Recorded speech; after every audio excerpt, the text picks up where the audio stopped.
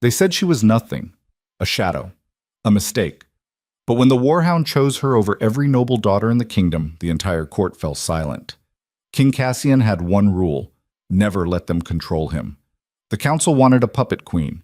They got a servant girl with secrets that could burn their world to ash. This is the story of how a trembling girl in rags became the most dangerous woman in the realm, and how an alpha king chose loyalty over politics, truth over tradition, and love over everything they tried to take from him. Stay until the end. You won't believe what happens next. Drop your city in the comments and smash that like button. The great hall of Obsidian Keep stank of desperation wrapped in silk. Cassian stood at the head of the dais, arms crossed, jaw tight, and tried not to let his disgust show. Around him, the air shimmered with expensive perfume and cheaper ambition. 37 noble women. 37 families who thought they could buy a crown with a pretty face and empty promises. He'd rather fight another border war. Your Majesty, Elder Thorne's voice slithered across the marble floor. The hour grows late. Surely one of these fine ladies has caught your eye. Cassian didn't look at him. Thorne was a viper in velvet robes, head of the ruling council, architect of half the kingdom's so-called alliances, and the reason Cassian was standing here like a prize bull at auction. No, Cassian said flatly. A ripple of shock went through the assembled nobles. Lady Meredith, draped in enough emeralds to fund a small army, actually gasped. Her father, Duke Heron, turned purple. Your Majesty, Thorne tried again, his smile never wavering. The kingdom needs stability. These alliances are your problem, not mine. Cassian finally turned to face the elder. You want me married? Fine. But I choose who stands beside me. Not you, not them. He jerked his chin toward the cluster of council members lurking like crows at the edges of the hall. Thorne's eyes narrowed, just for a second. Then the smile returned, oily and patient. Of course, Your Majesty, but surely you understand. I understand, Cassian cut him off, that my father died defending this kingdom while you sat in this hall counting gold. I understand that every woman here is a leash you want around my neck. And I understand that if I don't pick someone, you'll find a way to pick for me. The silence was absolute. Cassian turned back to the assembled noblewomen. They stared at him with expressions ranging from shock to calculation to barely concealed hunger. Every single one of them saw the same thing: power, a crown, a chance to whisper in the ear of the strongest alpha in 3 generations. None of them saw him. So here's what's going to happen, Cassian said, his voice carrying to every corner of the hall. I'll walk this line, once. If any of you interest me, I'll know. It was a lie, but it would buy him time. He started down the steps. Behind him, Ghost rose from where he'd been lying in the shadows. The massive Warhound was the size of a small pony, with fur like smoke and eyes that glowed faint silver in the torchlight. He'd been Cassian's companion since childhood, through every battle, every loss, every quiet moment when the weight of the crown felt too heavy to bear. Ghost never left his side. The noblewomen straightened as Cassian approached. Lady Meredith thrust her chest out. The Baroness of Silverkeep fluttered her eyelashes so hard Cassian thought she might take flight. A visiting princess from the southern wastes actually stepped forward, blocking his path, and purred something in a language he didn't speak. He walked past all of them. This was theater. Performance. The council wanted a show, so he'd give them one. Then he'd find a way to make them regret forcing his hand. He was halfway down the line when Ghost stopped. Cassian paused, turned. What? The Hound's ears were forward, his massive head lowered, nostrils flaring. He wasn't looking at the nobles. He was looking past them. Ghost, Cassian said quietly. What is it? The Warhound moved, not toward the women in their finery, not toward the council or the guards, or the hundreds of eyes watching from the gallery. He padded across the polished floor, moving with the eerie grace of a predator, and walked straight to the back of the hall, to the shadows behind the marble pillars, to a girl Cassian hadn't even noticed was there. The hall went silent. Cassian followed. She was small. That was his first thought. Small and pale and trembling like a rabbit caught in a snare. She wore the rough brown dress of a servant, her hair pulled back in a braid that had half come undone. She was holding a tray, empty now, dropped at her feet when Ghost approached, and her hands were shaking so hard he could see it from 10 feet away. Ghost sat in front of her, stared up at her with those silver eyes. Then he lowered his massive head and pressed it against her stomach. The girl made a small, broken sound. Her hands came up, hesitated, then settled on Ghost's head. The trembling stopped. Cassian's world tilted. "What," Elder Thorn's voice was ice, "is the meaning of this?" Cassian ignored him. He walked slowly toward the girl, watching her face. She didn't look up, didn't meet his eyes, just stood there with her hands buried in Ghost's fur, breathing like she'd just run a mile. "What's your name?" Cassian asked. She flinched. I'm sorry, Your Majesty. I didn't mean, I'll go." "Your name," Cassian repeated. "Luna." The word was barely a whisper. Luna. Moon. It suited her, pale and quiet and half hidden in the dark. "How long have you worked here?" 3 years, Your Majesty." "And Ghost has never approached you before?" She shook her head quickly. "No, never. I swear I didn't. I don't know why he—" "I do." The hall erupted. "Your Majesty!" Duke Heron's voice boomed over the chaos. "You cannot possibly—" "She's a servant!" Lady Meredith shrieked. "This is madness!" someone else shouted. Cassian didn't move. He stood there 3 feet from the girl and watched her. Really watched her. She was terrified. He could smell it on her, sharp and animal, but she hadn't run. Hadn't tried to push Ghost away or beg forgiveness. She just stood there, shaking, with her hands on his hound. And Ghost, who'd torn out the throat of an enemy commander last winter, who'd never let anyone but Cassian touch him, was leaning into her like she was home. "Elder Thorn," Cassian said quietly. The hall fell silent again. When Cassian used that tone, people listened. "Yes, Your Majesty? You said I had to choose tonight, correct?" The council believed, "Yes or no?" A pause. "Yes." "Then I choose her." The explosion was immediate. Nobles shouting, council members surging forward, Lady Meredith actually screaming. Cassian let it wash over him. He'd expected this, wanted it even. Let them show their hand. Luna looked up at him for the first time. Her eyes were gray, pale, clear gray, like winter ice, and in them he saw something he hadn't seen in any of the noblewomen's faces. Fear, yes. Confusion, absolutely. But also recognition. She saw him. Not the crown, not the power. Him. "You don't have to do this," she whispered. "I know. They'll destroy me. They'll try." Her hands tightened in Ghost's fur. "Why?" Good question. Cassian didn't have a good answer. Just instinct. Just the bone-deep certainty that Ghost had never been wrong about anything that mattered. "Because," he said, "I don't trust any of them. And my hound trusts you." That's insane. Probably. For the first time, something that might have been a smile flickered across her face. It vanished almost immediately, but Cassian saw it. He turned to face the hall. Elder Thorn stood at the base of the dais, his face carefully blank.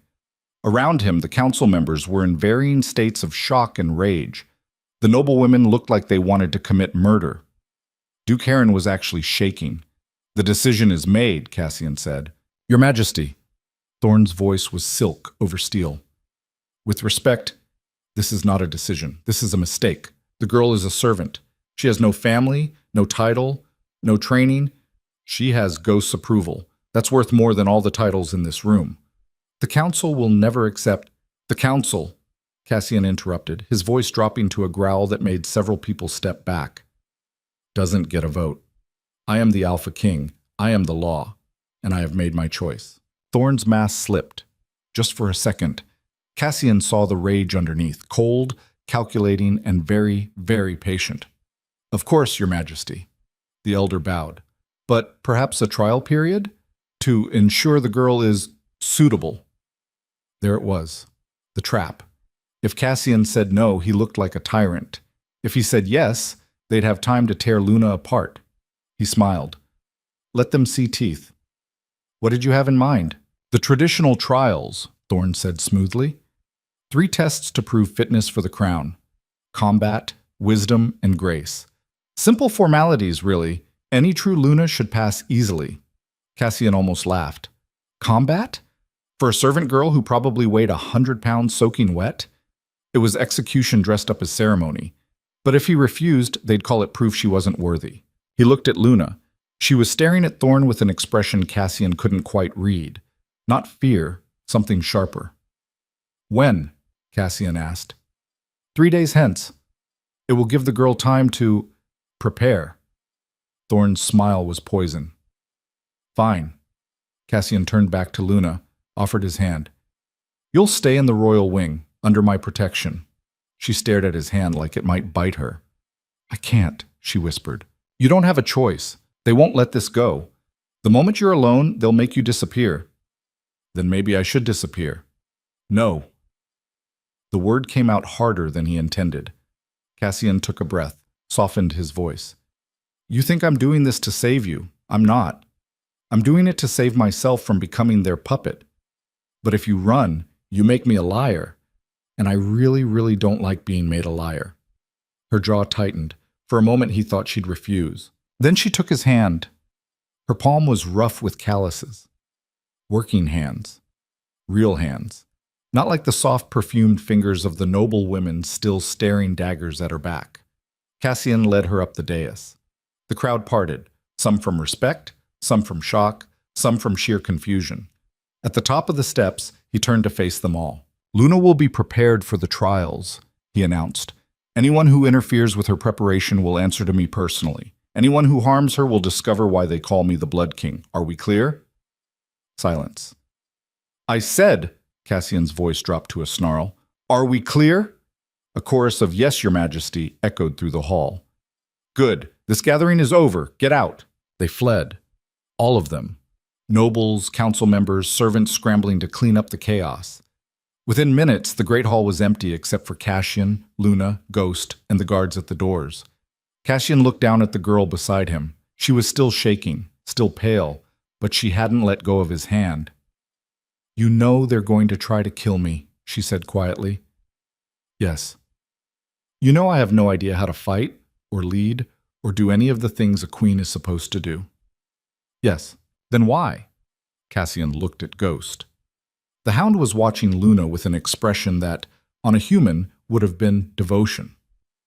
Because, Cassian said, Ghost has never been wrong, and because I'm tired of playing their game, so we're going to change the rules.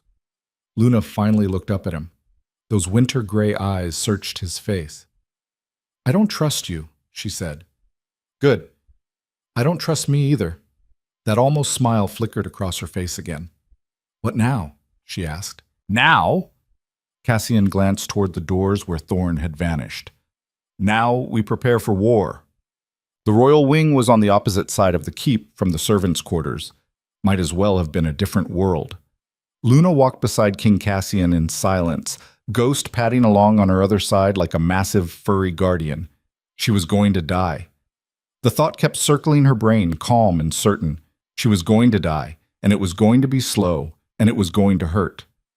You're spiraling, Cassian said. Luna blinked. What? I can hear you thinking from here. Stop it. Stop thinking about my imminent death? Sure. Easy. He glanced at her. You have a mouth on you. I'm about to be murdered. Seemed like a good time to stop being polite. To her surprise, he laughed. Actually laughed. A rough, rusty sound, like he didn't do it often. They reached a door carved with wolves and moons. Cassian pushed it open. This is your room. It connects to mine through there. He pointed to a smaller door on the far wall. Guards will be posted outside at all times. No one gets in without my permission. Luna stepped inside and immediately felt sick. The room was bigger than the entire servants' dormitory, bigger than her old pack house before she shut that thought down hard. It's too much, she said. It's necessary. You're playing a queen now. You have to look like one. I don't know how to play anything. Cassian studied her for a long moment. You've been hiding here for 3 years, working in a castle full of predators, keeping your head down, staying invisible. That takes skill. Intelligence. You've been playing a role this whole time. You just didn't call it that. Luna opened her mouth, closed it. He wasn't wrong. Why did he do it? She asked quietly. Who? Ghost. Why did he choose me? Cassian's expression shifted. Became something harder, sadder. I don't know, he admitted. But Ghost was a gift from my father, the last thing he gave me before he died. And my father always said Ghost could see things humans couldn't. Lies, truth, intent. He paused. Souls, maybe. Luna's chest tightened. She looked down at the Hound, who was now sitting at her feet, watching her with those unsettling silver eyes. I'm not special, she whispered. Ghost seems to disagree. Before she could respond, someone knocked. Cassian's hand went to the sword at his hip. Instant, automatic, but he relaxed when a woman's voice called through the door. It's Mira, Your Majesty. Come in. The door opened. A woman in her 40s entered, dressed in the practical clothes of a senior servant. She had sharp eyes and gray in her hair, and the kind of face that said she'd seen everything twice. This is Mira, Cassian said, head of the royal household. She'll help you prepare for the trials, and before you argue, he held up a hand as Luna opened her mouth. She's the only person in this keep I'd trust with my life, which means she's the only person I trust with yours. Mira looked Luna up and down with an expression that gave nothing away. You're smaller than I expected, she said finally. I get that a lot. Can you fight? No. Read? Yes. Dance? Why would I? Because, Mira interrupted, the Grace trial involves formal movement, court dances, etiquette, things they'll expect you to fail at. Luna felt her stomach drop. I'm going to fail at all of it. Probably. Mira's bluntness was almost refreshing. But we have 3 days. That's enough time to teach you how to survive it, maybe even surprise them. How? Mira smiled. It wasn't a nice smile. By being smarter than they think you are. Come, we start now. Luna looked at Cassian. He nodded. I have council business, he said. Damage control. They're going to spend the next 3 days trying to find a way to get rid of both of us. Mira will keep you safe. He turned to leave, then paused. Luna. Yes? Don't trust anyone. Not the servants, not the guards, not even the people who seem friendly. Everyone here wants something. Even you? He met her eyes. Especially me. Then he was gone, Ghost following at his heels. Luna stood alone at the massive room with Mira, who was already moving toward the wardrobe. First things first, Mira said, pulling out a dress that probably cost more than Luna had earned in 3 years. You need to look like you belong here. Then we work on making sure you don't die in 3 days. Great, Luna muttered. No pressure. Mira glanced at her. You're afraid. Of course I'm afraid. I'm a servant girl pretending to be a queen. They're going to eat me alive. Good. Luna blinked. What? Fear keeps you sharp, keeps you careful. The noble women out there? Mira gestured vaguely toward the door. Half of them think they're invincible. That arrogance will get them killed. You know you're in danger. That gives you an advantage. I don't feel very advantaged. Mira handed her the dress. You will. Now change. We have work to do. Mad. 3 days. Luna barely slept. Barely ate.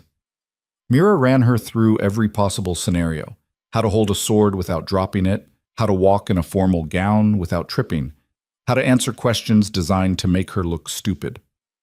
The wisdom trial is the most dangerous, Mira explained on the second night. They'll ask you riddles, hypothetical scenarios, questions about law and history, things you couldn't possibly know. So I'll fail, not if you're honest about what you don't know. Humility can be a weapon. Let them think you're simple, then prove you're not. Luna's head was spinning. I don't understand. Mira sat across from her, expression serious. You're not trying to be a perfect queen. You're trying to survive long enough to become one. There's a difference.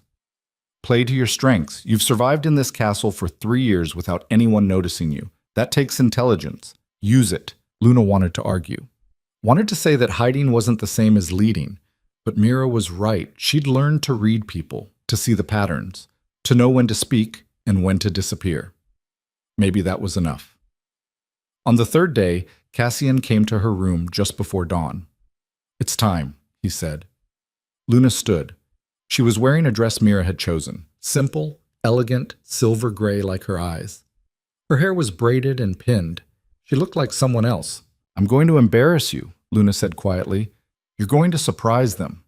Cassian offered his arm. Trust me. I don't. Smart. They walked to the great hall together.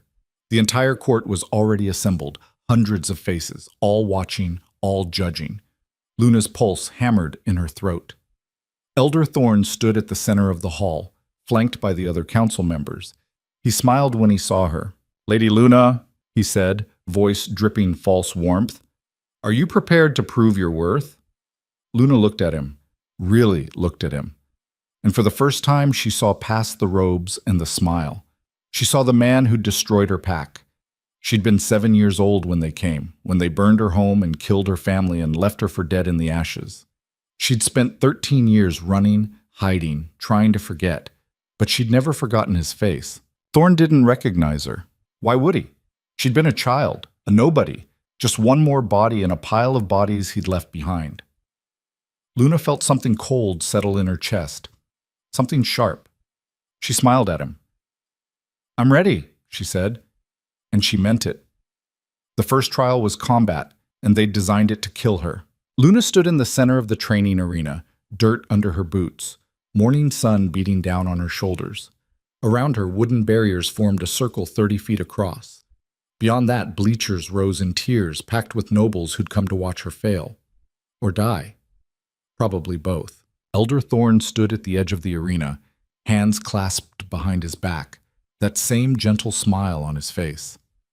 The combat trial is simple, he announced to the crowd. Lady Luna will face 3 opponents of increasing difficulty. She must survive all 3 encounters to pass. Survive. Not win, just survive. Luna's hands were sweating inside the leather gloves Mira had given her. The sword at her hip felt like a foreign object. She'd spent the last 3 days learning which end to hold. That was about it. Cassian stood in the royal box, Ghost beside him. His face was carved stone, but his eyes tracked every movement in the arena. Luna caught his gaze for just a second. He gave her the smallest nod. It didn't help. First opponent, Thorn called, but step forward. A young guard entered the arena. He looked nervous, couldn't have been more than 20, with freckles and red hair and an apologetic expression. He held a wooden practice sword, not a real blade. Luna felt a flicker of relief. This was survivable. Then she saw the way he moved, trained, confident. This kid had probably been practicing since he could walk. Begin, Thorn said. The guard attacked immediately. Luna barely got her sword up in time. The impact jarred her whole arm, sent her stumbling backward. The guard pressed forward, not giving her space to think. Mira's voice echoed in her head. Don't try to win, just don't die. Luna backed away, blocking when she could, dodging when she couldn't. The guard's strikes were controlled. He was pulling his punches, trying not to actually hurt her, but even restrained, he was faster, stronger, better than she could ever hope to be. A blow caught her shoulder. Pain exploded down her arm. Luna gasped, nearly dropped her sword. The crowd murmured. Some of them were already laughing. Luna gritted her teeth, adjusted her grip. The guard came at her again, and this time she didn't try to block. She dove sideways, rolled, badly, her shoulder screaming, and came up behind him. For just a second, he was off balance. Luna kicked the back of his knee. The guard went down. She pressed the wooden sword to his neck. Silence. Then Thorn's voice. First opponent defeated. Well done, Lady Luna. He didn't sound happy about it. The guard stood, nodding to her with what looked like genuine respect. Luna's legs were shaking, her shoulder throbbed. 1 down, 2 to go. Second opponent. This one wasn't a kid. This one was a veteran, scarred face, graying hair, eyes that had seen real combat. He carried a wooden sword, but the way he held it suggested he knew exactly how much damage it could do. Luna's stomach dropped. Begin. The veteran didn't rush. He circled her, slow and patient, like a cat with a mouse. Luna turned with him, trying to keep her guard up, trying to remember anything Mira had taught her. He struck without warning. Luna blocked, barely. But the force of it drove her to one knee. Before she could recover, he swept her legs out from under her. She hit the ground hard. Air exploded from her lungs. The veteran's sword stopped an inch from her throat. Yield, he said quietly. Luna stared up at him, at the crowd beyond, at Thorn's satisfied smile. She thought about her pack, about the fire, about being 7 years old and hiding in a drainage ditch while everything burned. She'd survived that. She could survive this. No, Luna whispered. The veteran's eyebrows rose. Girl. Luna grabbed a handful of dirt and threw it in his face. He stumbled back, cursing. Luna rolled to her feet, ignored the pain screaming through her ribs, and swung her sword at his knee, not the blade, the pommel. It connected with a solid crack. The veteran went down. Luna didn't give him time to recover. She kicked his sword away, pressed her boot to his chest, and put her blade to his throat. For a second, nobody moved. Then the veteran started laughing. Clever, he said. Dirty, but clever. Yield? Luna asked. Yeah, I yield. The crowd erupted. Some were cheering. Most were shouting protests. Luna caught sight of Lady Meredith, her face twisted with rage, screaming something Luna couldn't hear. Cassian was smiling. Actually smiling. Luna helped the veteran to his feet. He clapped her shoulder, the good one, and leaned in close. Third one won't go easy, he muttered. Watch yourself. Then he was gone, and Luna was alone in the arena again. Her ribs hurt. Her shoulder was on fire. She could taste blood where she'd bitten her tongue. Final opponent, Thorn announced. Luna turned. The woman who entered the arena made the veteran look soft. She was tall, built like a weapon, with black hair pulled back in a severe braid. She carried 2 wooden swords, spinning them casually like they weighed nothing. Luna recognized her. Captain Vera, head of the elite guard, the woman who'd personally trained half the soldiers in the keep. This wasn't a test anymore. This was execution. This isn't fair, Luna said. Thorn smiled. Life rarely is, child. Cassian stood. Thorn, the rules were clear, Your Majesty. 3 opponents. Lady Luna has defeated 2. 1 remains. She's injured. Then perhaps, Thorn said softly, she should yield. The trap closed. If Luna yielded, she failed. If she fought, she'd be destroyed. Either way, Thorn won. Luna looked at Captain Vera. The woman's expression was neutral, but her eyes were sympathetic. I can make it quick, Vera said quietly. No shame in yielding. Luna's hand tightened on her sword. She thought about Cassian's words. They'll try to destroy you. She thought about Thorn's face when he'd stood over her burning home. She thought about Ghost pressing his massive head against her stomach like she mattered. No, Luna said. Vera sighed. Your funeral, girl. Begin, Thorn called. Vera moved like lightning. Luna barely saw the first strike coming. She blocked on instinct. Wrong angle, wrong timing. And the impact sent her sword flying from her hand. The second blade came at her face. Luna threw herself backward, hit the ground rolling, came up empty-handed and defenseless. The crowd was screaming. Luna couldn't tell if they were cheering or calling for blood. Vera advanced, both swords ready. Stay down. Luna looked around desperately. Her sword was 10 feet away. Vera was between her and any escape. The arena walls were too high to climb. She was going to lose. Unless she changed the game. Luna straightened, raised her hands. Not in surrender, in a fighting stance Mira had shown her. No weapons, just fists. Vera paused. What are you doing? Surviving, Luna said. Then she charged. It was stupid, suicidal. Vera had reach, weapons, training, but Luna was smaller, faster, and desperate. She ducked under Vera's first swing, got inside her guard, and drove her elbow into the captain's stomach. Vera grunted, swung her sword in a tight arc. Luna barely ducked it, felt the wood whistle past her ear. She grabbed Vera's wrist, twisted, used the woman's own momentum to throw her off balance. They went down together in a tangle of limbs. Vera's sword skittered away. They rolled, each trying to pin the other. Vera was stronger, but Luna was fighting like a cornered animal, clawing, biting, using every dirty trick she could think of. Vera got her in a headlock. Luna sank her teeth into the woman's forearm. Vera swore and let go. Luna scrambled away, grabbed one of the fallen swords, and spun around. Vera was already standing, her remaining sword pointed at Luna's chest. They stared at each other, both panting, both bleeding from a dozen small cuts. Enough, Vera said. I haven't yielded. You should. Make me. Something flickered across Vera's face. Respect, maybe. or pity. She lunged. Luna dodged, too slow. The wooden blade caught her across the ribs. Pain exploded through her chest. She went down hard, gasping, vision swimming. Vera stood over her, sword raised. "Yield," she said. Luna couldn't breathe, couldn't think. Everything hurt. She looked past Vera to the royal box. Cassian was gripping the railing so hard his knuckles were white. Ghost was on his feet, hackles raised, growling. Luna thought about yielding, about ending this, about walking away and going back to being invisible. Then she thought about Thorn's smile. She rolled sideways. Vera's sword hit dirt where her head had been a second before. Luna swept the captain's legs, exactly like the veteran had done to her, and Vera crashed down. Luna lunged, got her knee on Vera's chest, her sword to the captain's throat. "Yield!" Luna gasped.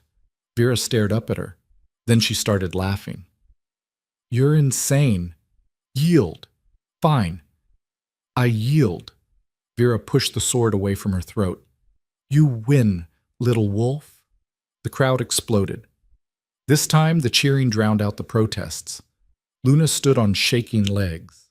Vera stood beside her, clapped her on the shoulder, gentle this time, and leaned in.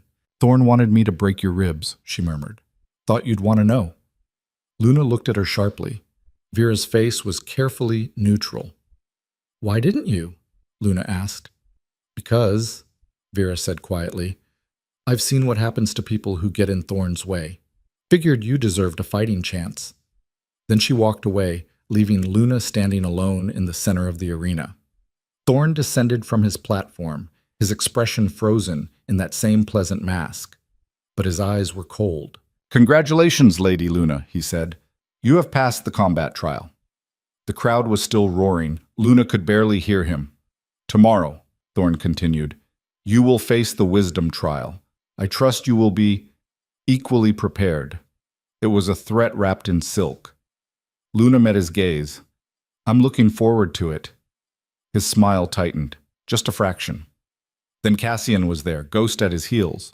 He took Luna's arm, gentle, checking for injuries she was too stubborn to show. "You're bleeding," he said. "I'm standing. Barely. Still counts." He almost smiled. Almost. "Come on. Mira's going to have my head if I don't get you to the healers." They walked out of the arena together, the crowd partying around them. Luna could feel hundreds of eyes on her back, judging, reassessing, some with new respect, some with new hatred. She didn't care. She'd survived. But as they crossed into the keep, she caught sight of a figure in the shadows. A servant, watching her with an expression she couldn't read. The servant turned and disappeared down a corridor. Luna's instinct screamed. Something was wrong. "Cassian," she said quietly. "I know." His hand had gone to his sword. "I saw him too." Sab. The healers fussed over Luna for an hour. 3 cracked ribs, a dislocated shoulder they had to pop back in. Luna nearly passed out from that, and enough bruises to make her look like a battlefield. "You need rest," the head healer said firmly. "I need to prepare for tomorrow," Luna countered. "You need both," Cassian cut in. He was leaning against the wall, arms crossed, watching the healers work. "But rest first. Mira's already preparing materials for the wisdom trial." Luna wanted to argue, but her body was screaming at her to lie down and never move again. "Fine," she muttered, "but just for a few hours." The healers left. Cassian remained. "You fought well," he said. "I fought dirty." "Same thing, in my book." He pushed off the wall, came to stand beside the bed. Ghost patted over, pressing his massive head against Luna's hand. She scratched behind his ears automatically. "Why did Thorn really call for these trials?" Luna asked. Cassian was quiet for a moment. "To prove you're not fit. To humiliate me.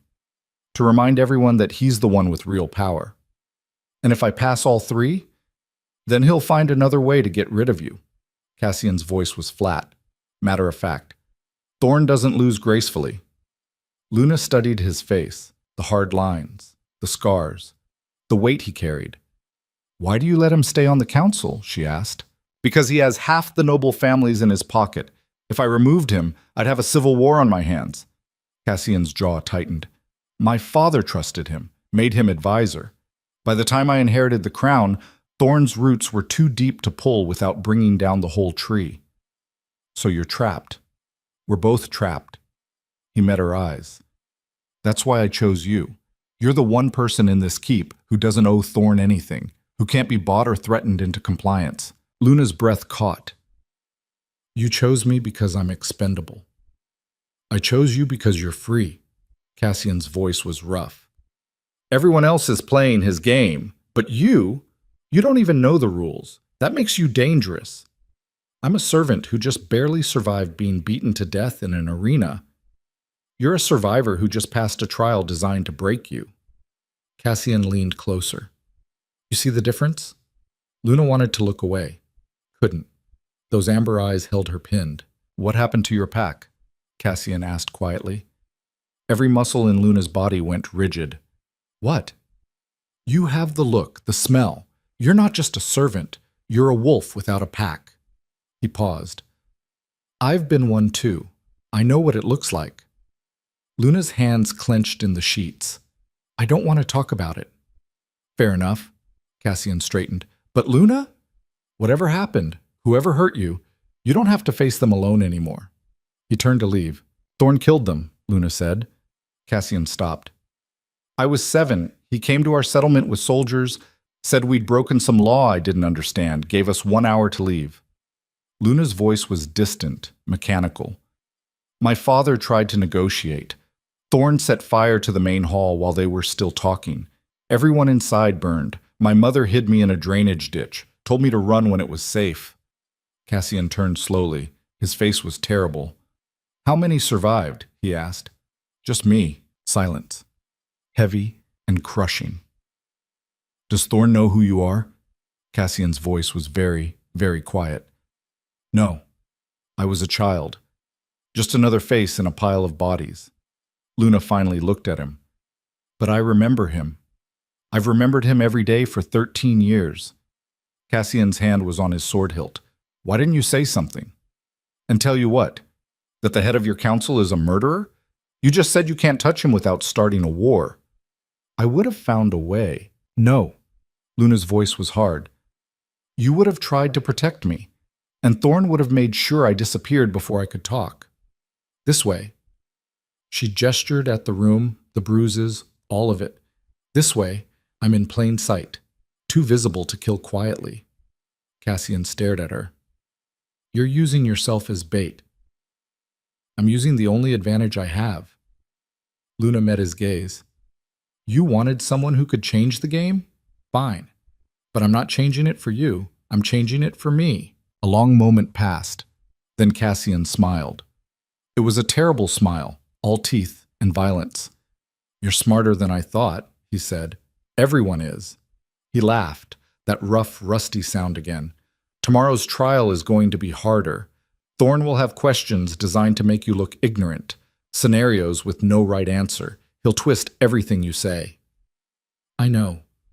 Mira can help, but there's only so much she can teach in one night. I know that too. Cassian studied her. You have a plan. It wasn't a question. Luna smiled. I'm going to tell the truth. That's not a plan. That's suicide. Maybe.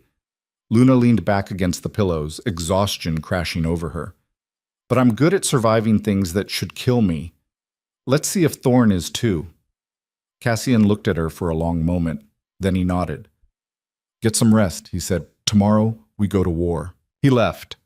Ghost followed, glancing back at Luna once before disappearing through the door. Luna lay in the dark, her body screaming with pain, her mind racing. She'd passed the first trial, barely. Tomorrow would be worse. But she'd seen the look on Thorn's face when she'd won, the flash of anger beneath the mask. He was worried. Good. Let him be. Luna closed her eyes and tried to sleep. But every time she drifted off, she saw fire, heard screaming, smelled smoke and burning flesh. She was 7 years old again, hiding in the dark while her world burned. But this time, she wasn't running. This time, she was coming for him. Dawn came too fast. Luna woke to Mira shaking her shoulder, a cup of something hot pressed into her hands. Drink, Mira ordered. It'll help with the pain. Luna drank. It tasted like dirt and regret, but the ache in her ribs dulled slightly. You look terrible, Mira said. Thanks. I mean it. You can barely move. How are you going to sit through 6 hours of interrogation? The same way I survived yesterday, stubbornly. Mira's mouth twitched, almost a smile. The wisdom trial isn't like combat. You can't punch your way out of it. I know. Luna set down the cup. That's why I'm going to make them think I'm stupid. Let them underestimate me. Then prove them wrong when it counts. That's risky. Everything about this is risky.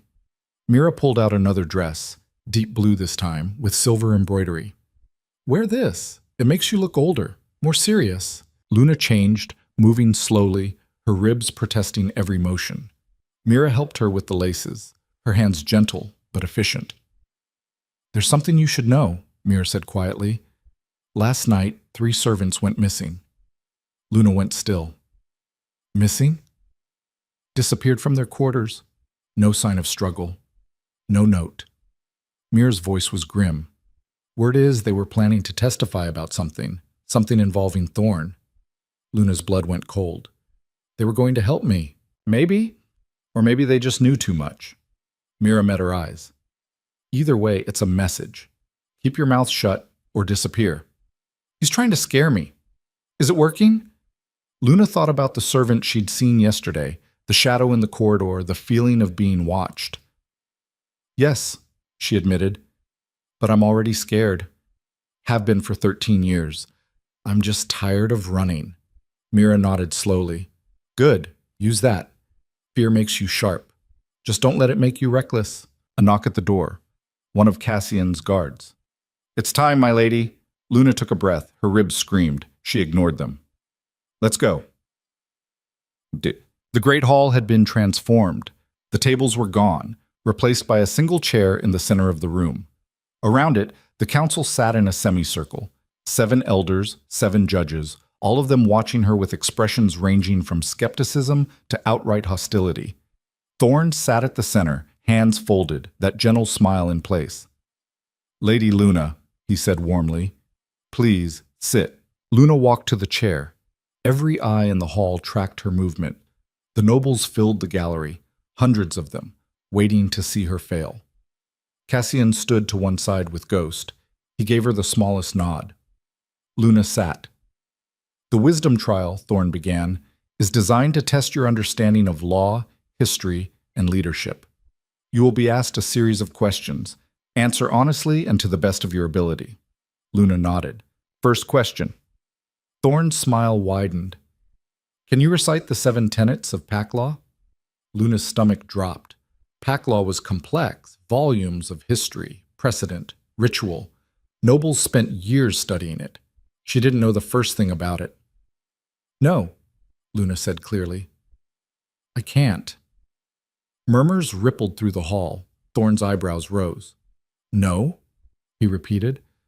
I'm a servant. I was never taught pack law. I don't pretend to know something I don't. I see. Thorn made a note on the paper in front of him. Then perhaps a simpler question.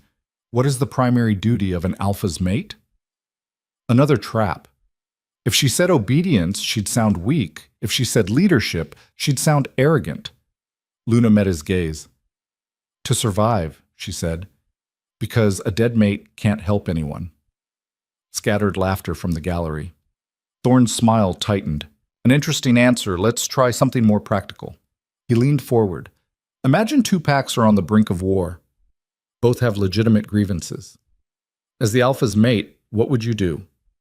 Luna thought carefully. This was a test of diplomacy, of wisdom, but it was also a test of honesty. I don't know, she said. The hall went silent. You don't know. Thorn's voice was dangerously soft. I don't have enough information. What are the grievances? What's the history between the packs? Who started the conflict? Without context, any answer I give is just guessing. Luna held his gaze. And guessing gets people killed. Thorn stared at her. For the first time, his mask slipped. Just for a second, a flash of genuine surprise. A wise answer, he said finally. But wisdom requires knowledge. Tell me, Lady Luna, what do you know of the Morning Wars? Luna's heart stopped. The Morning Wars. The conflict that had decimated dozens of packs 13 years ago. The conflict Thorn had used as cover to destroy settlements like hers. The conflict that had burned her family alive. I know they left a lot of orphans, Luna said quietly. The hall was dead silent now. Thorn leaned back in his chair. Indeed, tragic those wars, but necessary, some would say, to maintain order, to prevent chaos. Is that what you'd call it? Luna's voice was soft, deadly. Order? What would you call it? Luna looked at him, really looked at him, and in that moment she made a choice. She could play it safe, give the expected answer, survive the trial, and move on. Or she could do what she'd come here to do. I'd call it murder, Luna said. The hall erupted. Nobles surged to their feet, shouting over each other. Lady Meredith's voice cut through the chaos like a blade. Treason. She accuses the council of murder. Duke Heron was screaming for Luna's arrest. Two younger council members looked genuinely shocked. But Thorn sat perfectly still, his hands still folded, his expression unchanged. That scared Luna more than anything. Cassian moved. He was across the hall in 3 strides, Ghost at his heels, positioning himself between Luna and the council. His hand rested on his sword hilt. Everyone shut up, Cassian said. His voice wasn't loud, but it cut through the noise like ice water. The hall fell silent. Luna, explain. Now. Luna stood. Her legs wanted to shake. She didn't let them.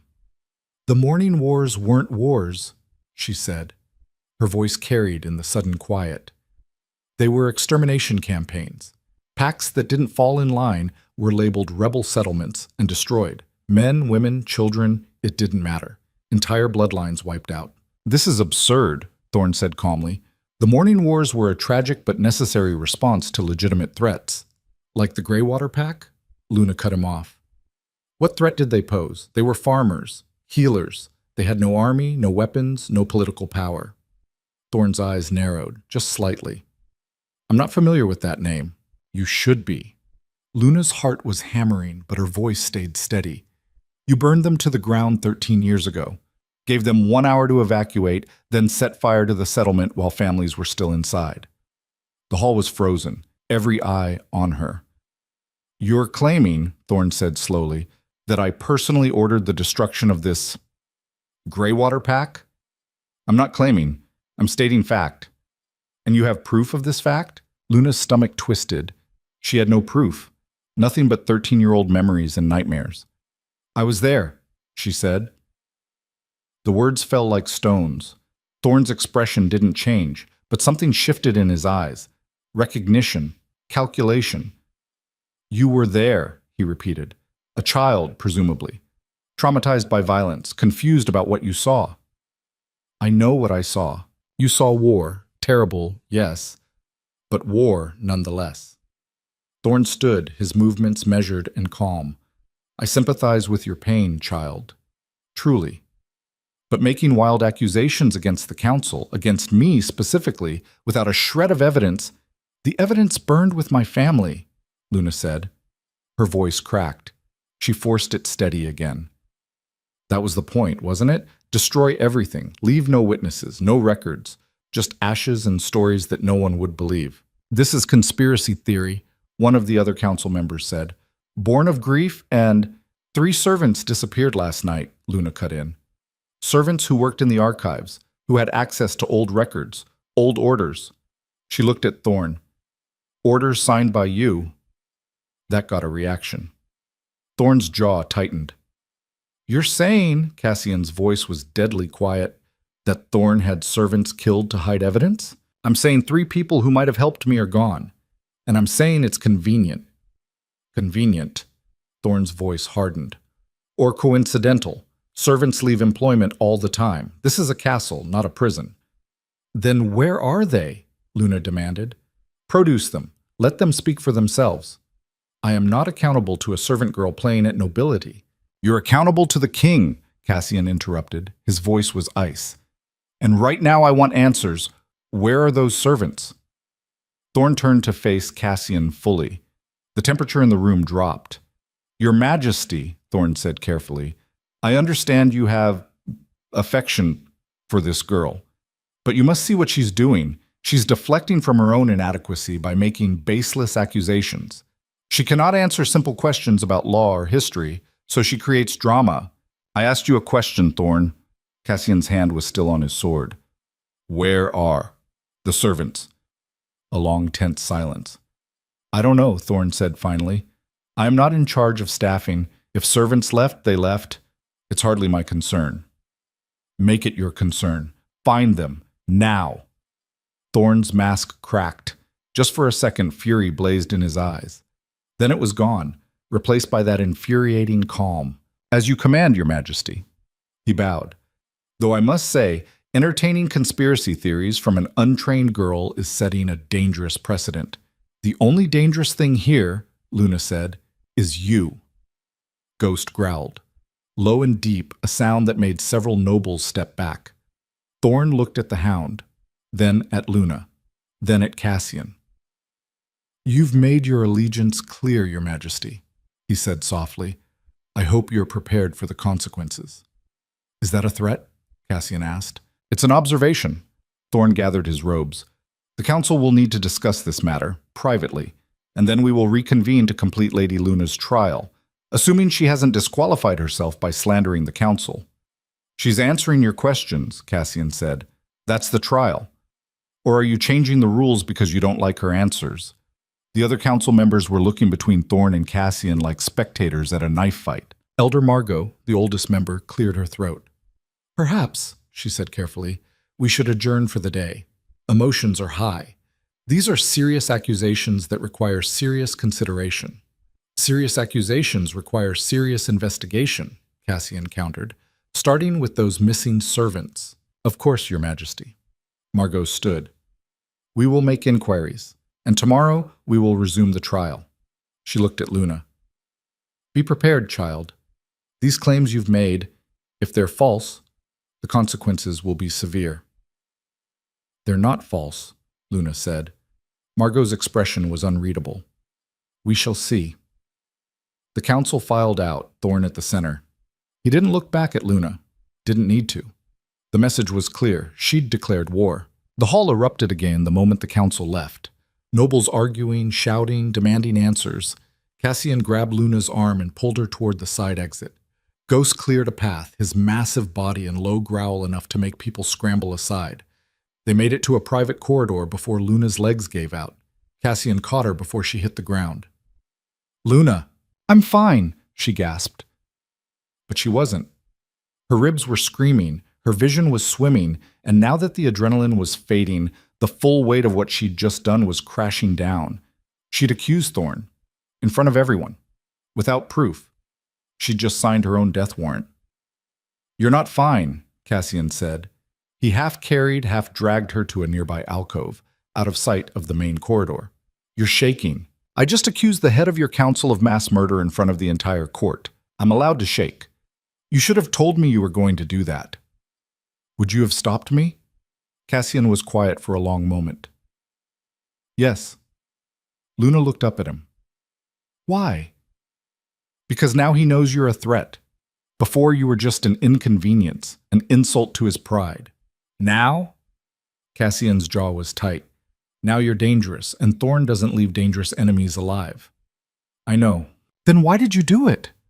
Luna leaned back against the cold stone wall, trying to breathe through the pain in her ribs. Because hiding wasn't working. Because those servants are dead. I know they are. And I was next. Because... She met his eyes. Because I'm tired of being afraid of him. Cassian stared at her. You're insane. You already said that. It bears repeating. Despite everything, Luna almost smiled. What happens now? Now? Cassian ran a hand through his hair. Now Thorn goes into damage control. He'll spin this as you being unstable, traumatized, desperate to avoid failing the trial. He'll discredit you before you can build a case. Can you protect me? I can try. But Luna... He crouched down so they were eye level. Those servants really are dead. Thorn covered it up fast and clean, which means he has people inside the keep. People loyal to him, not to me. So I can't trust anyone. You can trust me. Mira. Vera probably. She's honorable, and she likes you. Ghost, obviously. He smiled grimly. That's about it.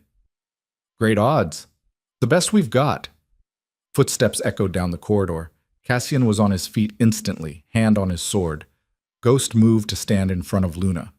Mira appeared around the corner, breathing hard. There you are. We need to move. Now. What's wrong? Cassian demanded. Thorn Zhaojiang the full council. Behind closed doors. He's calling for Luna's immediate arrest on charges of slander and inciting civil unrest. Luna's stomach dropped. He's that fast? He's that scared. Mira grabbed Luna's arm, helping her stand. You rattled him. Bad. But that makes him more dangerous, not less. Can they arrest her without my approval? Cassian asked. The council can invoke emergency powers if they claim the crown is compromised. And you defending her? That's all the proof they need that she's compromised you. Cassian swore viciously. They're staging a coup. Not yet, but they're laying the groundwork. Mira started pulling Luna down the corridor. We need to get her somewhere safe, somewhere Thorn's people can't reach her. Where? Luna asked. He has eyes everywhere. Not everywhere. Mira's voice was grim. There's one place in this keep that even Thorn doesn't control. The old catacombs beneath the east wing. They're sealed, forbidden. No one goes down there. Why not? Luna had heard whispers about the catacombs. Nothing good. Because, Cassian said, that's where we keep the archives, the real archives, every order, every document, every piece of evidence from the last 200 years, including the Morning Wars. Luna stopped walking. You have records? My father kept everything. Every military order, every council decision, every signed decree. Cassian's eyes were hard. If Thorn gave the order to destroy your pack, it's down there. But the catacombs are massive. Thousands of documents, most of them damaged or misfiled. Finding one specific order from 13 years ago, I'll find it, Luna said. You can't even walk without help. I'll find it, she repeated. Her voice was steel. This is why I'm here. This is why I survived. To make him answer for what he did. Cassian and Mira exchanged looks. Fine, Cassian said, but I'm going with you. You can't. Mira shook her head. If you disappear, Thorn will claim you're being controlled, that Luna's some kind of witch or manipulator. You need to be visible, in the council meeting, fighting them. I'm not sending her down there alone. She won't be alone. Mira met his eyes. I'll go with her. I know the archive system, and I'm expendable. You're not. No one's expendable, Cassian snapped. Tell that to the 3 servants who disappeared. Mira's voice was harsh. We're out of time and out of options. This is the play. Cassian looked like he wanted to argue, but he didn't, because Mira was right. How do we get to the catacombs without being seen? Luna asked. There's a passage, starts in the old library, ends in the East Wing basement. It's not on any official maps. Mira was already moving again, pulling Luna along. Cassian, you need to get to that council meeting. Stall them. Make them debate. Keep Thorn busy. For how long? As long as you can. We need at least 6 hours to search the archives. 6 hours? We'll manage, Luna said. She looked at Cassian. Trust me. He stared at her. Then slowly he nodded. 6 hours, he said. After that I'm coming to find you, with or without Thorn's permission. Mira pulled Luna away before she could respond. They moved fast through the corridors, avoiding main halls and crowded areas. Luna's ribs protested every step, but she clenched her teeth and kept moving. They reached the old library, a dusty, forgotten room full of books no one had read in decades. Mira went straight to a shelf in the back corner and started pulling out volumes. Help me, she said. Luna grabbed books, setting them aside. Behind the shelf, barely visible, was a seam in the stone. Mira pressed something. The wall shifted, grinding open to reveal a narrow passage descending into darkness. Cold air rushed up, carrying the smell of old stone and decay. After you, Mira said. Luna stepped into the passage. It was pitch black. She felt along the wall, found rough stairs carved into the rock, and started down. Behind her, Mira followed. The wall ground shut, cutting off the last of the light. They descended in absolute darkness for what felt like hours, but was probably only minutes. Luna counted 200 steps before the stairs ended and they hit level ground. Mira struck a flint. Sparks flared, caught on a torch mounted to the wall. Light bloomed. They were standing in a tunnel. Ancient stone, older than the keep itself. Water dripped somewhere in the distance. "This way," Mira said, taking the torch. "And watch your step. Some of these passages flood during storms." They walked. The tunnel split and split again, a maze of passages that all looked identical. Luna tried to memorize the turns, left, right, straight, left again, but quickly lost track. Finally, they reached a massive iron door. It was rusted, ancient, covered in warnings carved into the metal. "The archives," Mira said. She pulled out a key. Heavy, old, the metal green with age. "Stay close. It's easy to get lost down here." She unlocked the door. It opened with a shriek of protesting metal. Beyond was a cavern. Huge. The size of the Great Hall, maybe bigger. And everywhere were shelves. Stacks.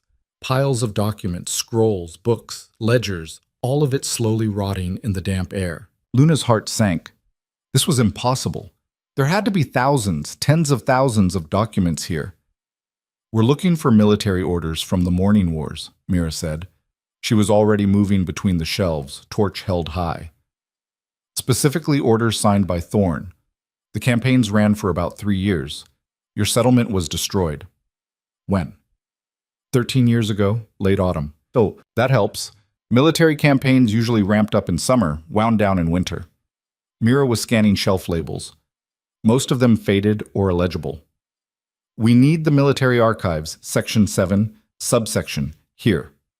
She pulled open a drawer. It was full of papers, all jumbled together, many of them water-damaged or torn. "Start looking," Mira said. "Anything with Thorn's signature. Anything mentioning pact settlements or rebel activity." Luna grabbed a stack of documents and started sorting through them. Supply requisitions, patrol reports, messages about troop movements. Nothing about settlements, nothing about the Grey Water Pack. They searched. Hours blurred together. Luna's hands were black with old ink and dust. Her ribs throbbed. Her eyes burned. She found reports about skirmishes, about resources, about political maneuvering between council members, but nothing about her family. "It's not here," Luna said finally. Her voice echoed in the vast space. "Thorn must have destroyed it." Maybe. Mira was still searching, methodical and relentless. Or maybe it's misfiled. The archivists who worked down here weren't exactly organized. Luna wanted to scream, to throw something. She'd risked everything on finding proof, and it wasn't here. Then she saw it. A box. Small, wooden, tucked behind a collapsed shelf in the corner. It was labeled in faded ink. Classified. Council eyes only. "Mira," Luna called. They pulled the box out together. Inside were documents sealed with wax. Official seals, council seals. Luna broke one open with shaking hands. It was an order, signed by Elder Thorn, dated 13 years ago, 3 days before her settlement burned. Authorization for military action against the Greywater settlement. Charges: harboring fugitives, resistance to council authority, potential rebellion. Recommended action: complete dissolution. No survivors. No survivors. Luna's vision swam. She could see the words, but they didn't feel real. "That's it," Mira whispered. "That's proof." Luna kept reading. There were more documents, more settlements, dozens of them, all destroyed on Thorn's orders, all labeled as threats, rebels, dangers to the realm, all lies. "He didn't just destroy my pack," Luna said. Her voice was hollow. "He destroyed hundreds, maybe thousands, all under the cover of the Morning Wars." Mira was pale. "If this gets out, it has to get out." Luna gathered the documents carefully. "This is proof. This is..." A sound echoed through the archives, distant but clear. Footsteps. Mira grabbed the torch, held it high. "We're not alone." More footsteps, coming from multiple directions, echoing through the tunnels. Someone had followed them. "We need to leave," Mira said. "Now." They ran. Luna clutched the documents to her chest, ignoring the pain in her ribs. Behind them, the footsteps got louder, closer.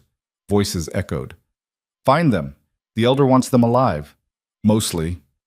Thorn's men. Mira pulled Luna down a side passage. The torch guttered, threatening to go out. They ran blind, tripping over loose stones, splashing through puddles of stagnant water. A figure stepped out in front of them. Mira swung the torch. The man dodged, grabbed her arm. She kicked him in the knee, and he went down with a grunt. Go! Mira shoved Luna forward. Get those documents to Cassian. I'm not leaving you. You don't have a choice. Mira turned to face the approaching footsteps, torch in one hand, a knife appearing in the other. Run, Luna. Make this count. Luna ran. She ran through the dark, one hand on the wall for guidance, the documents pressed against her chest. Behind her she heard sounds of fighting, Mira shouting, men cursing, then silence. Luna's throat closed, but she kept running. The tunnels twisted and turned. She had no idea where she was going, just away. Away from the sounds, from the danger, from... She burst out of a passage and nearly collided with someone. Strong hands caught her shoulders. Luna screamed, thrashed. Luna! Luna! It's me! Cassian. It was Cassian. He was here, ghost beside him, holding a torch. Behind him were guards, his personal guard, wearing the king's colors. You're alive, Cassian breathed. Where's Mira? Luna couldn't speak, could only shake her head. Cassian's expression went dark. Where is she? They found us, Luna managed. She stayed to fight, to let me escape. Cassian turned to his guards. Find her, now, and anyone else down here who isn't one of ours, arrest them. The guards scattered. Cassian took the documents from Luna's shaking hands, looked at them. His face went white, then red, then something worse than angry. This is... He couldn't finish. Proof, Luna said. He destroyed my pack, dozens of packs, all of it authorized, all of it signed. Her voice cracked. He's a murderer, and you have proof. Cassian looked at her, then at the documents, then back down the tunnel where his guards had gone. This changes everything, he said quietly. Does it change enough? Luna asked. Will it be enough to stop him? Before Cassian could answer, a scream echoed through the tunnels. Mira's scream, then silence. Cassian's hands clenched around the documents, hard enough to crumple the edges. It will be now, he said. Cassian's guards came back carrying Mira. She was alive, barely. Blood soaked through her shirt from a wound in her side. Her face was gray, lips pressed tight against pain she refused to voice. Luna rushed to her. Mira. Got 4 of them, Mira gasped. Her smile was bloody. Before the 5th got lucky. Stop talking, Cassian ordered. He was already barking commands at his guards. Get the healer, now, and seal these tunnels. I want every entrance guarded. No one in or out without my direct authorization. 2 guards carried Mira away. She looked back at Luna once, nodded, then was gone around a corner. Luna stood there, hands shaking, covered in dust and Mira's blood. The documents were still in Cassian's grip, proof that could change everything. Or get them all killed. We need to move, Cassian said.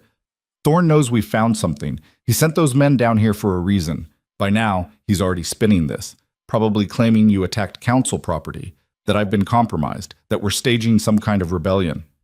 Aren't we? Luna asked. Cassian's smile was grim. Not yet, but we're about to. They moved through the tunnels fast, Ghost leading the way, Cassian's remaining guards forming a protective circle around them. Luna's mind was racing. Mira was hurt. 3 servants were dead. She was sure of it now. And Thorn had men willing to kill in secret tunnels beneath the keep.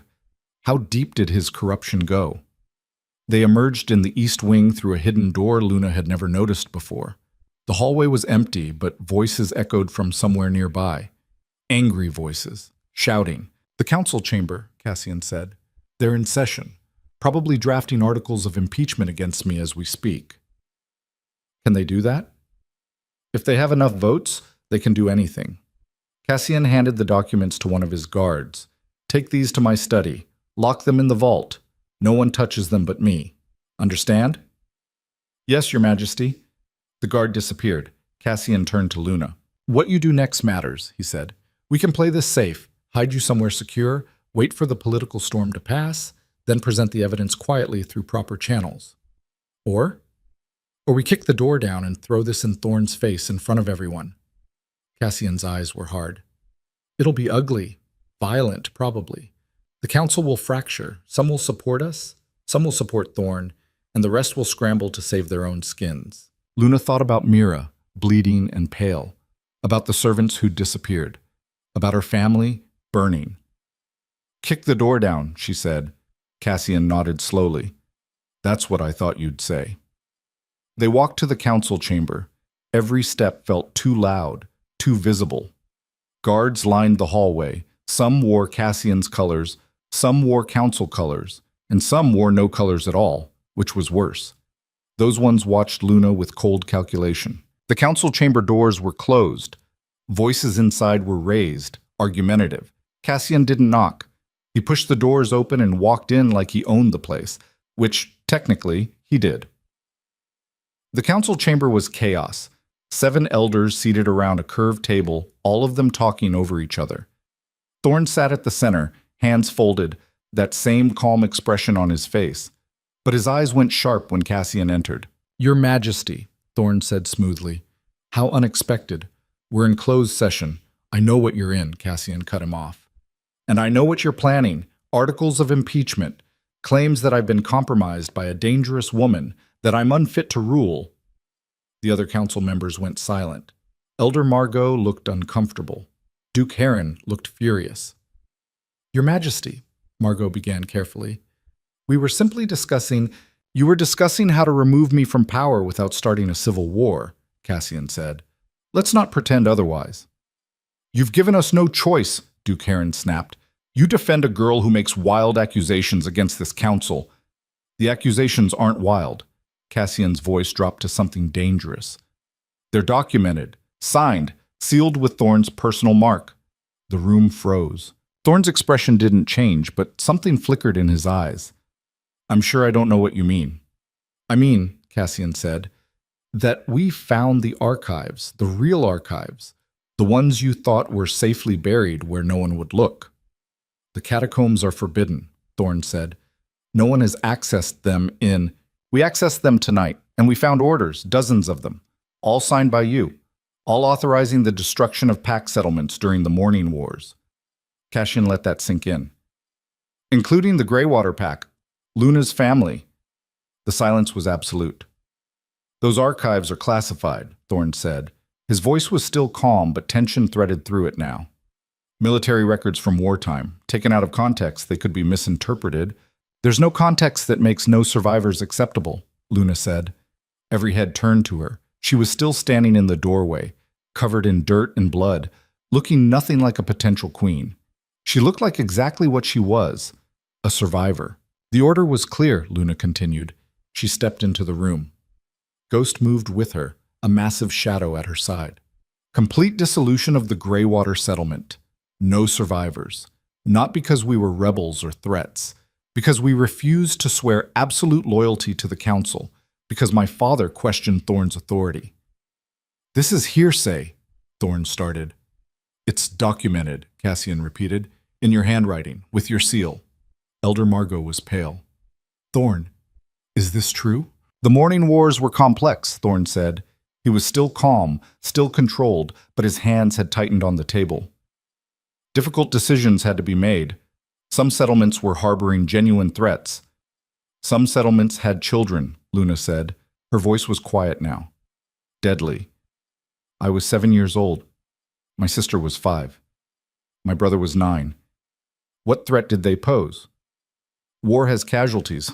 This wasn't war. It was murder." Luna moved closer to the table. Several council members leaned back. "You gave them 1 hour to evacuate. Then you set fire to the main hall while people were still inside, while families were trying to gather their things, save their children. You burned them alive. You can't possibly remember—" "I remember everything." Luna's hands were shaking, but her voice stayed steady. "I remember my mother hiding me in a drainage ditch, telling me to stay quiet, stay still, no matter what I heard. I remember the screaming, the smell. I remember you standing outside the settlement watching it burn. And when my father came out, burning, begging for help, you ordered your men to shoot him." The words hung in the air like smoke. "I was a child," Luna said. "But I remember your face. I've remembered it every single day for 13 years. Thorn looked at her, really looked at her, and for the first time she saw recognition in his eyes. He remembered. Maybe not her specifically, she'd been one child among dozens. But he remembered the Greywater Pack. remembered what he'd done. Even if your memories are accurate, Thorne said carefully, they don't change the reality. The Greywater Pack was investigated and found guilty of harboring fugitives from the Crown. The military action taken was lawful. Show me the investigation, Cassian said. Thorne paused. What? Show me the investigation records. The evidence of these fugitives. The trial, the verdict, the legal justification. Cassian's smile was knife-sharp. All military actions require documentation. If this was lawful, there should be records. So show me. Thorne's jaw tightened. Those records are classified. I'm the king. Nothing is classified from me. The records were lost during the war. How convenient. Cassian leaned forward. Let me guess. Lost in a fire? Destroyed by rebels? Stolen by the very fugitives you were hunting? Your Majesty, you're being manipulated. The only person being manipulated here is you. Cassian's voice was ice. By your own lies, you destroyed settlements without trial, without proof, without even bothering to verify the accusations. And you did it systematically. Dozens of packs, hundreds of people. This is speculation. It's documented. Cassian slammed his hand on the table. The sound echoed like a gunshot. We have the orders, Thorne. Your orders. In your handwriting, with your seal. We have proof. The other council members were looking at Thorne now, some with shock, some with calculation. Elder Margot looked sick. Duke Heron stood. If there are documents, I want to see them. Now. As do I, another elder said. This is highly irregular, Thorne began. So is mass murder, Cassian said. Thorne's mask finally cracked. Fury flashed across his face, raw and ugly. You would take the word of a servant girl, he said, his voice shaking with barely controlled rage, over the word of the man who served your father loyally for 30 years? My father is dead, Cassian said quietly, and I'm starting to wonder if that was convenient for you too. The room exploded. Council members surged to their feet, shouting. Duke Heron was demanding proof. Elder Margot was calling for order. 2 other elders were arguing about procedure. And Thorne just sat there, staring at Cassian with naked hatred. You're making a mistake, Thorne said. His voice cut through the chaos like a blade. A terrible mistake. The only mistake I've made, Cassian said, is letting you sit on this council for as long as I have. You can't remove me. The council charter doesn't protect murderers. Cassian straightened. Elder Thorne, I am formally charging you with war crimes, mass murder, and treason against the crown. You are stripped of your position and will be held pending investigation. You don't have the authority. I'm the Alpha King. I have all the authority. Cassian gestured to the guards at the door. Arrest him. The guards hesitated. Some of them were loyal to Cassian. Some were loyal to the council. And some, Luna saw it in their faces, were loyal to Thorne. This was the moment. The point where everything either held together or shattered completely. I wouldn't, Thorne said quietly. He hadn't moved, hadn't stood, just sat there, perfectly calm again. You arrest me, and this kingdom tears itself apart. Half the noble families are bound to me by marriage, debt, or favors owed. You move against me, you move against all of them. Then I move against all of them, Cassian said. You'll have civil war. We already have civil war. We've had it for years. You've just been calling it peace.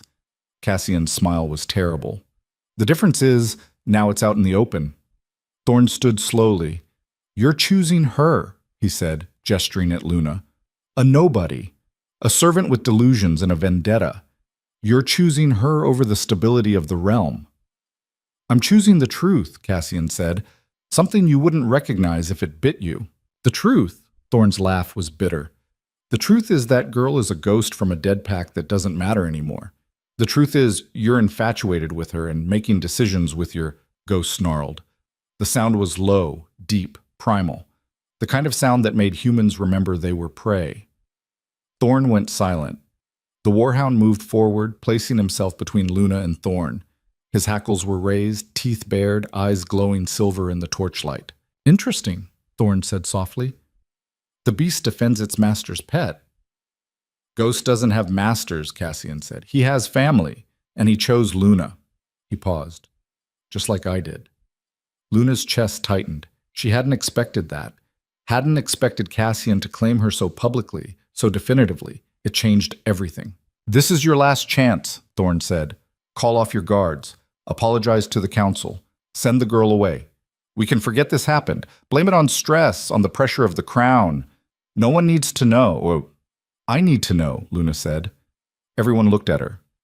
"I need to know," she repeated, "that the man who murdered my family, who destroyed dozens of packs, who killed innocent people for no reason other than they questioned his authority, I need to know that he answers for it." "You want justice?" Thorne sneered. "There is no justice for people like you. There's only survival. You survived. Congratulations. Now disappear before you get yourself killed." "I've been surviving for 13 years, Luna said. "I'm done surviving. Now I want him to pay." Thorne looked at her, at Cassian, at the council members frozen in their seats, at the guards uncertain at the doors. He smiled. "You want me to pay?"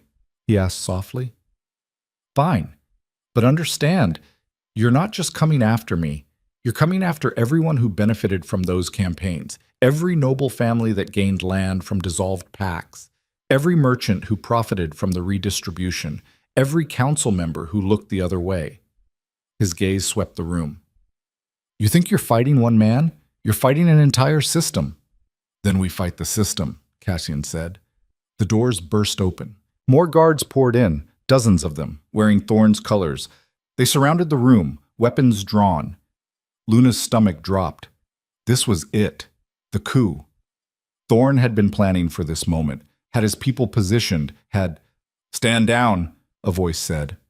Captain Vera walked in. She was limping, her uniform torn, blood on her face.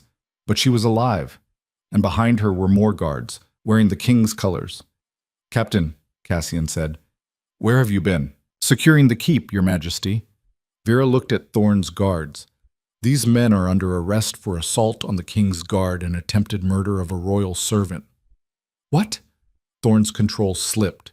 "You can't—" "We can," Vera said, "and we did. Your men attacked Mira in the catacombs. My men witnessed it. That's treason." She looked at the guards wearing Thorne's colors. "Drop your weapons.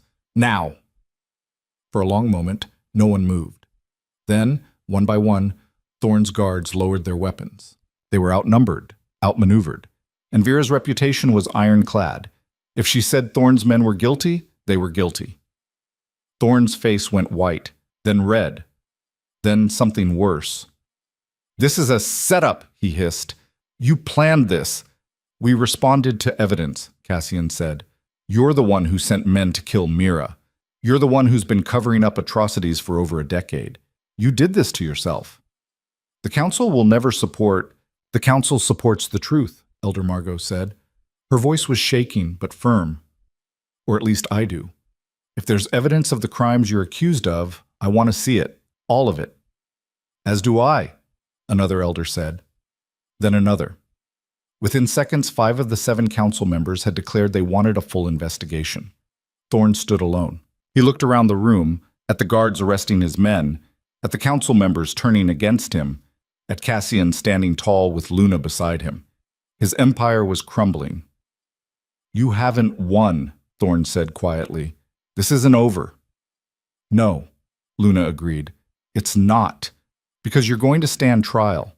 You're going to answer for every pack you destroyed, every life you ended, and everyone who helped you is going to answer too. You think they'll let you live that long?" Thorne smiled. It was a terrible smile. "You're a loose end, girl. A witness to crimes that powerful people want forgotten. You think arresting me solves that?" "It's a start," Cassian said. He nodded to Vera. "Take him." Vera's guards moved forward. Thorne didn't resist. Just let them bind his hands, lead him toward the door. But as he passed Luna, he leaned in close. "I remember your father," he whispered.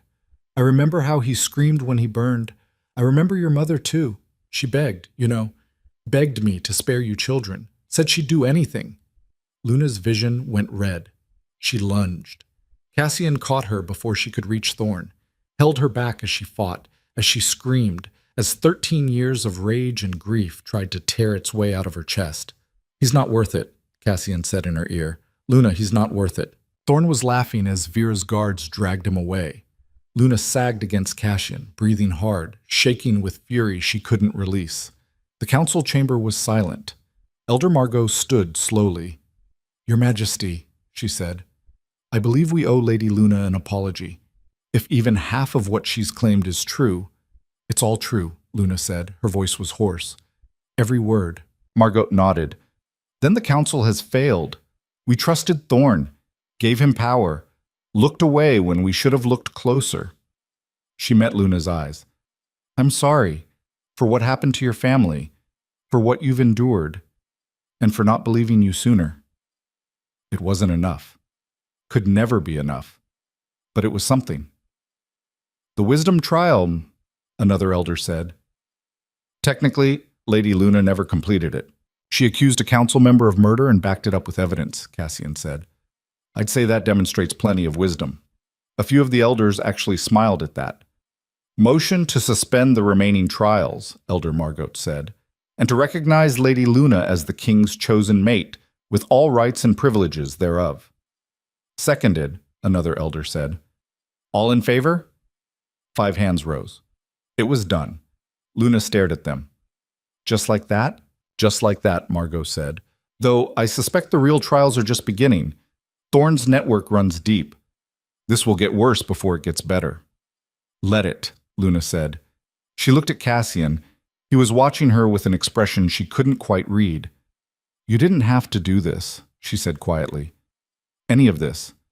You could have let Thorn arrest me, avoided the whole mess." "I could have," Cassian agreed. "But then I'd be just another king playing their game. I'm done with that. Even if it means war. Even if it means war." He smiled. It was a real smile this time, tired, grim, but real.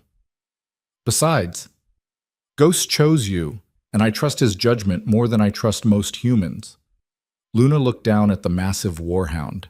He was sitting at her feet, watching her with those silver eyes. She'd come to the keep 3 years ago with nothing. No family, no pack, no name worth speaking. She'd hidden in the shadows, kept her head down, tried to be invisible. Now she stood in the council chamber as the king's acknowledged mate, having just brought down the most powerful man in the realm. It didn't feel like victory. It felt like the beginning of something much, much bigger.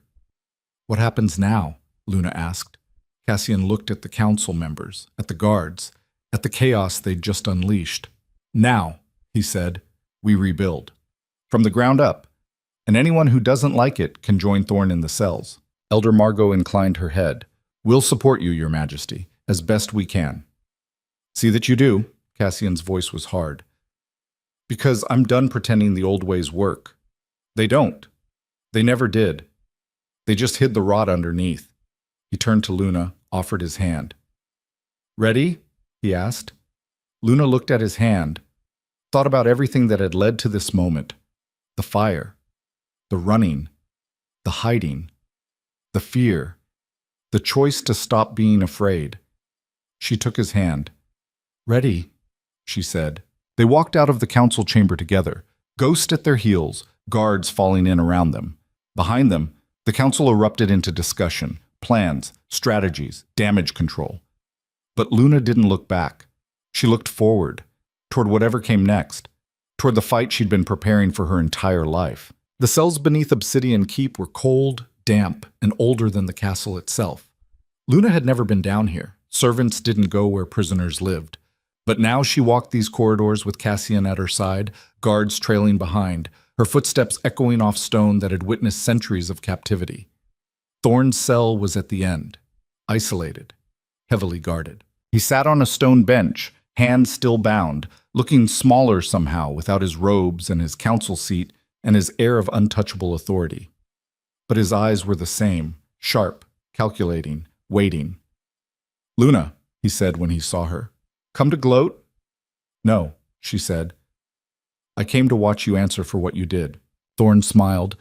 "There won't be a trial, you know, at least not a real one. Too many powerful people are implicated. They'll make a show of it, maybe execute a few underlings. But me? I'll disappear, quietly, with full honors and a generous pension." "You really believe that?" Cassian asked. "I know how this works. I've been playing this game since before you were born." Thorn looked at Luna. "You think you've won.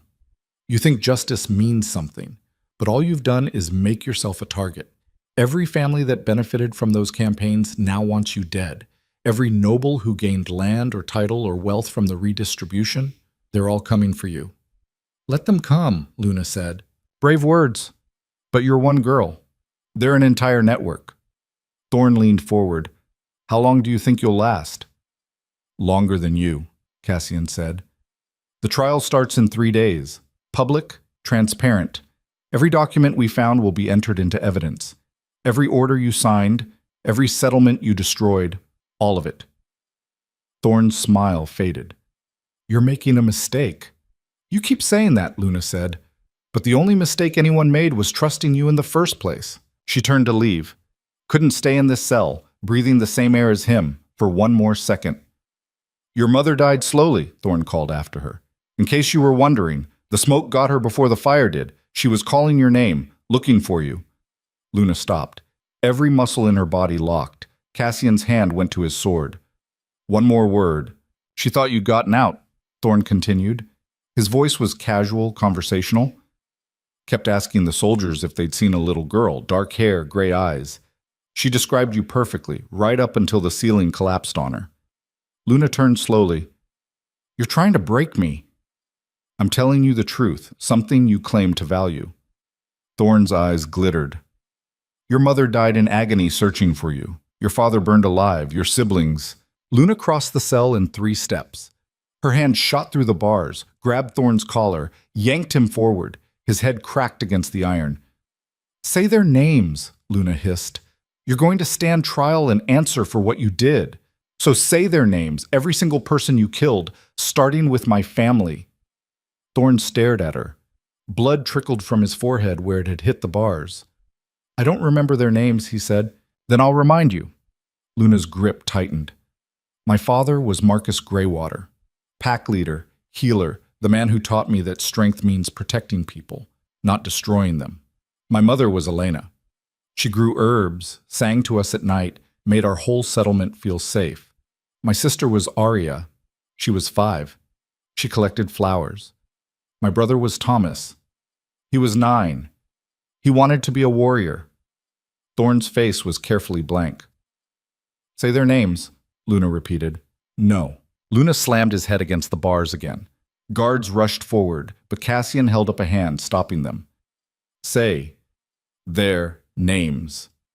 They were casualties of war, Thorn said. Blood was running into his eyes now. Nothing more. Their names don't matter.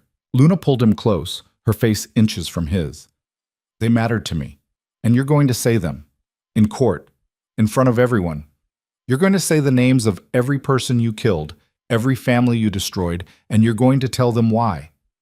I did what was necessary. There was nothing necessary about burning children alive.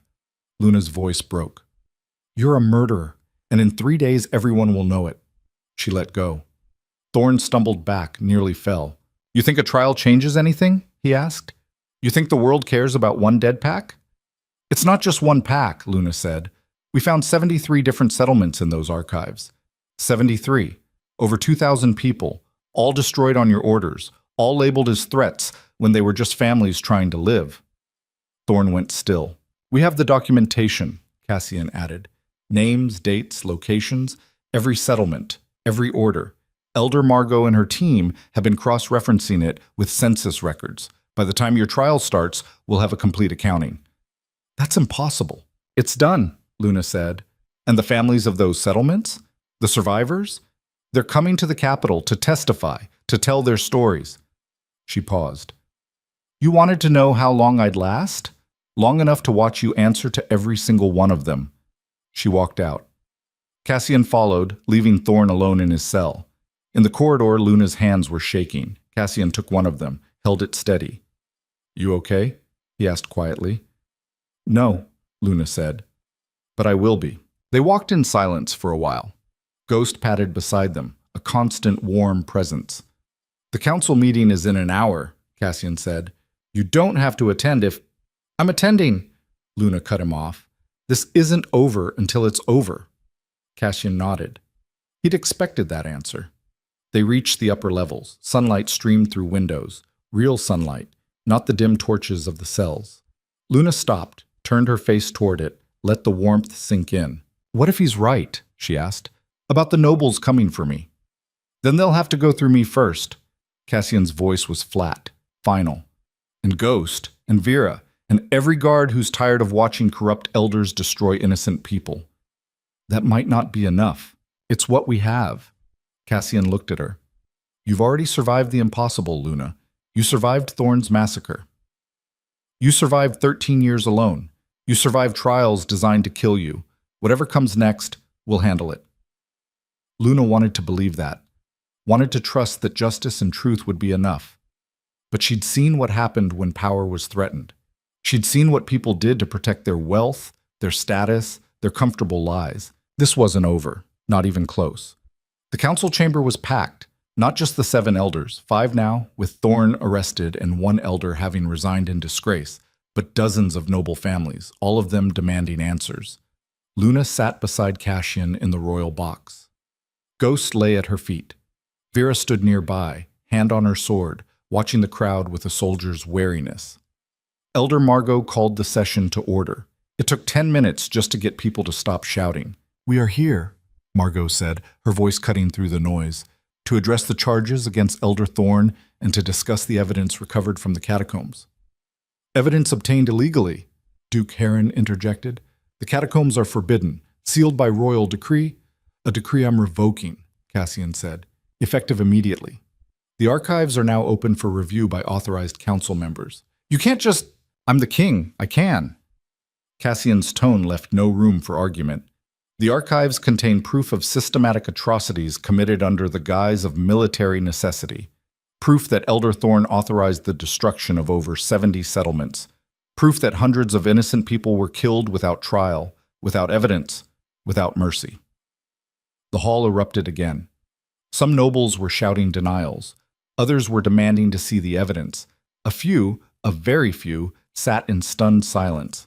"Lies!" someone yelled. "The girl is manipulating him." "The girl has a name," Cassian said coldly, "and she's the only reason we discovered the truth. So show her some respect or get out." Silence. Margot cleared her throat. "We have prepared a summary of the findings. I will now read it into the record." For the next hour, Margot detailed the evidence. Settlement names. Dates. Orders signed by Thorn. Cross-references with census records showing entire families erased from existence. The numbers were staggering. Over 2,000 people, 73 settlements, 13 years of systematic destruction. Luna sat through all of it. Heard the names, heard the dates. Some of the settlements she'd heard whispers about over the years, places that had disappeared or relocated or been absorbed into larger packs. All lies, all cover-ups. They'd all burned, just like hers. "This is a political hit," a nobleman stood and declared. "Thorn served this kingdom loyally for decades. Now you tarnish his reputation based on, what? Documents that could have been forged? Testimony from a traumatized servant with a vendetta?" "The documents are real," Margot said firmly. "I've verified the seals personally. And the testimony," she looked at Luna, "comes from a survivor who has every right to speak." "She's biased." "Everyone's biased," Luna said. She stood. The hall fell silent. "I'm biased because my family was murdered. You're biased because you don't want to admit you benefited from that murder. But bias doesn't change facts. And the fact is, Thorn killed thousands of innocent people. The only question is whether you're going to pretend it didn't happen or finally do something about it." "And what would you have us do?" Lady Meredith's voice was sharp. "Tear apart every alliance Thorn built. Destabilize the entire kingdom based on events from over a decade ago?" "Yes," Luna said simply. Gasps, outrage, shouting. "The alliances were built on corpses," Luna continued, raising her voice over the noise. "The stability you're so desperate to protect? It's a lie. It always was. You can't build lasting peace on mass graves." "Pretty words from someone who has nothing to lose," Duke Heron sneered. "I have everything to lose," Luna shot back, "but I'm willing to risk it, because the alternative is letting him get away with it. Letting all of you get away with it. And I didn't survive 13 years just to watch that happen." Cassian stood beside her. "The trial will proceed as scheduled. he announced. In 3 days, Thorn will answer for his crimes. Publicly. And anyone found to have knowingly participated in or benefited from his actions will be investigated. You're talking about half the noble families in this kingdom, someone said. Then half the noble families have some explaining to do, Cassian replied. The council chamber dissolved into chaos. Nobles shouting, arguing, some storming out, others huddled in corners, whispering urgently. Luna watched it all and felt nothing, no satisfaction, no vindication, just exhaustion. This was going to get worse before it got better. She knew that.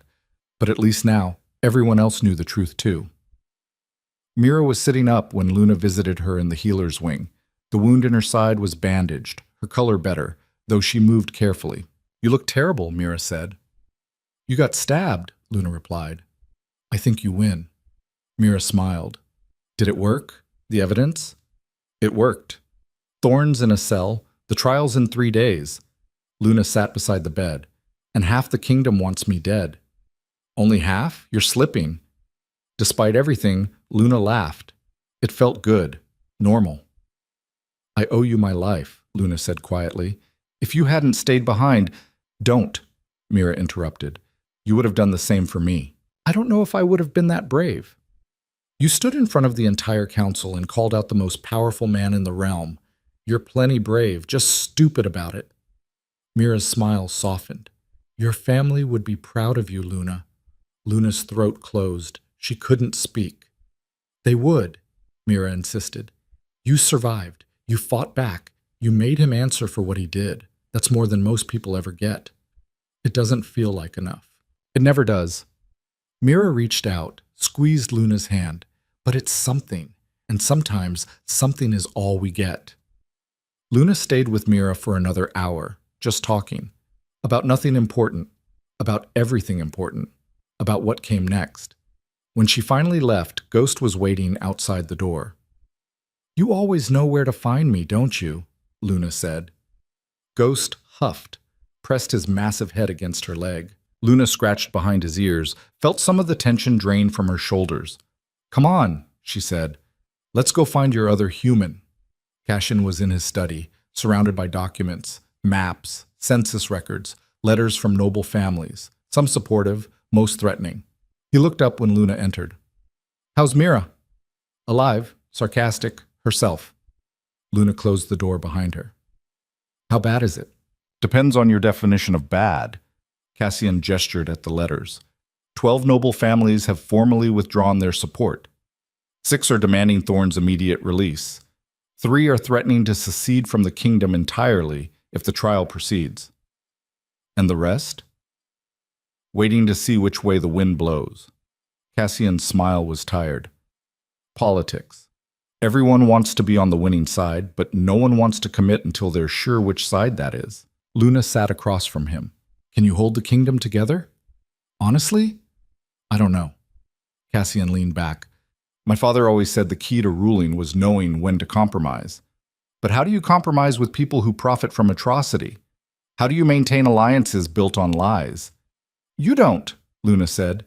You burn it down and start over. That's a lot easier to say than to do. I know. Luna looked at the maps, the documents, the weight of an entire kingdom spread across one desk. I'm sorry for dragging you into this, for forcing your hand. You didn't force anything, Cassian interrupted. I chose. Remember? Ghost chose you, and I chose to honor that choice. Everything that's happened since, that's on me as much as you. Still, if I just stayed quiet, then Thorn would still be destroying settlements, still killing people, still covering it up. Cassian met her eyes. You did the right thing, Luna. It's messy and complicated and dangerous, but it's right. Don't second-guess that. Luna wanted to believe him, wanted to feel certain that exposing Thorn was worth the chaos it had caused, but certainty was a luxury she'd never been able to afford. What happens if the kingdom fractures? She asked. Then we rebuild it better. Cassian's voice was firm. A kingdom built on truth instead of comfortable lies, on justice instead of convenient compromises. It'll be harder, messier, but it'll be real. You really believe that's possible? I have to, Cassian smiled, Because the alternative is admitting that Thorn was right, that atrocity is acceptable if it maintains order. And I refuse to live in that world. Luna looked at him, really looked at him, at the weight he carried, the impossible choices, the crown that was more burden than privilege. "You're a better king than you think you are," she said quietly. Cassian laughed. "That's not saying much. I'm serious. You could have taken the easy path, married a noble, played politics, kept Thorn happy. Instead, you chose chaos. You chose truth. That takes strength. Or stupidity. Maybe both." Luna smiled. "But I'm grateful for it." Cassian reached across the desk, took her hand. His palm was warm, calloused from sword work. "We're in this together now," he said. "Whatever happens next, we face it together." Luna squeezed his hand. "Together," she agreed. The trial was held in the Great Hall, transformed into a courtroom. Hundreds of witnesses, dozens of families who'd lost everything to Thorn's campaigns. The evidence laid out in meticulous detail. Thorn sat in the defendant's box, bound and guarded, his face a mask of contempt. The charges were read: mass murder, war crimes, treason, corruption. Elder Margot presided, her voice steady as she walked through the evidence. Document after document, testimony after testimony, survivors telling their stories, their pain, their loss. Luna testified, told her story, described the fire, the screaming, the smell of burning flesh, described hiding in the drainage ditch while her world ended. Thorn listened to all of it with that same blank expression, never flinching, never showing remorse. When it was his turn to speak, he stood calmly. "I did what was necessary," he said. "The morning wars were a time of chaos. Decisions had to be made quickly, with incomplete information. Some of those decisions were harsh, but they were made to protect the kingdom." "You burned children alive," Luna said. "What kingdom were they threatening?" "The kingdom as a whole," Thorn replied. "Every settlement that refused to swear loyalty was a potential rallying point for rebellion, a potential threat. I eliminated those threats before they could grow. They weren't threats. They were families. They were both." Thorn's voice was calm, reasonable. "And I chose the kingdom's safety over individual lives. That's what leadership means." "That's what tyranny means," Cassian said. The trial lasted 3 days. 3 days of testimony, evidence, arguments. In the end, the verdict was unanimous. Guilty. On all charges. Thorn was sentenced to death. The execution was scheduled for the following week, public, in the main square. Luna didn't know if she'd attend. Part of her needed to see it, to watch Thorn answer with his life for the lives he'd taken. But another part of her was just tired. Tired of fighting, tired of reliving trauma, tired of carrying the weight of her dead family. She stood on the battlements the night before the execution, looking out over the kingdom. Ghost sat beside her, a warm, solid presence. Cassian found her there. "You should be sleeping," he said. "Can't." Luna didn't look at him, just kept staring at the horizon. "Tomorrow Thorn dies. And then what? What happens to all the families that benefited from his campaigns? All the nobles who looked the other way? Some will be investigated. Some will lose their titles. Some will probably get away with it." Cassian leaned against the battlements beside her. "Justice is messy, incomplete, but it's better than nothing." "Is it enough?" "Enough for what?" "For my family, for all the families he destroyed." Luna's voice cracked. "I wanted him to suffer, to feel what they felt. But he's just going to die, quick and clean. And then it's over." "It's not over," Cassian said quietly. "We're dismantling everything he built, redistributing the land he stole, compensating survivors. It's not enough. Nothing could be enough, but it's something." Luna closed her eyes, felt tears slide down her cheeks. "I thought I'd feel better," she whispered, "when we won. When he was sentenced, I thought I'd feel something, but I just feel empty." Cassian pulled her close. She leaned into him, let him hold her while she cried. For her family, for all the families, for the girl she'd been before the fire and the woman she'd become after. Ghost pressed against her legs, warm and solid and loyal. "You don't have to watch tomorrow," Cassian said. "If it's too much, I'll be there," Luna said. "I owe them that much. My family, all of them." Cassian nodded, didn't argue. They stood there together as the sun set, painting the sky in shades of red and gold. Tomorrow, justice would be served. But tonight, Luna just let herself grieve. The execution was quick. Thorne faced it with the same calm he'd shown throughout the trial. No begging, no remorse, just cold acceptance. Luna watched from the royal box, Cassian's hand in hers, Ghost at her feet. When it was over, when Thorne's body was carried away, Luna felt nothing. No satisfaction, no closure, just a dull, hollow ache where justice should have been. But as she turned to leave, she saw them. The survivors. Dozens of them, packed into the square. Families who'd lost everything, just like her. They were crying, hugging each other. Finally believing it was over. And Luna realized justice wasn't for her. It was for them. For the children who'd watched their parents burn. For the parents who'd lost their children. For everyone who'd spent years wondering if the pain would ever mean something. It meant something now. 6 months later, Luna stood in the rebuilt settlement of Greywater. It wasn't the same as it had been, could never be the same, but it was something. A memorial. A place for survivors to gather, to remember, to heal. Cassian stood beside her, Ghost between them. They'd spent the last half-year dismantling Thorne's network, redistributing land, establishing new laws to prevent anything like the Morning Wars from happening again. It was exhausting, complicated, frustrating, but it was working. "You did it," Cassian said quietly. "You actually did it." "We did it," Luna corrected. She looked at the memorial, a stone monument carved with names, her family's names, all the names, 2,347 names, every single person Thorne had killed. "Do you think they'd be proud?" Luna asked. "My family?" "I think," Cassian said, "they'd be amazed. You survived. You fought back. You changed an entire kingdom. Of course they'd be proud." Luna touched the stone, traced her mother's name with her fingers. "I wish they were here to see it," she whispered. "Me too." They stood in silence for a long time. Then Ghost huffed, impatient, and nudged Luna's hand. She smiled, scratched behind his ears.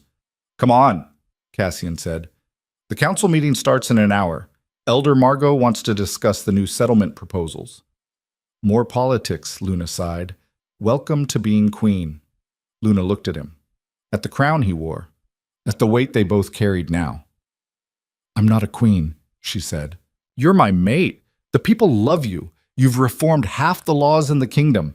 If that's not a queen, I don't know what is." Luna shook her head, but she was smiling. They walked back to the keep together, Ghost running ahead, then circling back, tail wagging. It wasn't perfect. Luna still had nightmares, still flinched at the smell of smoke, still carried the weight of everything she'd lost. But she also had something new, a purpose, a pack, a future. And for the first time in 13 years, Luna wasn't just surviving, she was living. The kingdom was changing, slowly, messily, but changing. And Luna was right there at the center of it, making sure it changed for the better, making sure what happened to her family never happened again, making sure their names, all 2,347 names, meant something. That was justice, not perfect, not complete, but real. And sometimes Luna thought as she walked through the keep's gates, Ghost at her side and Cassian's hand in hers, sometimes real was enough.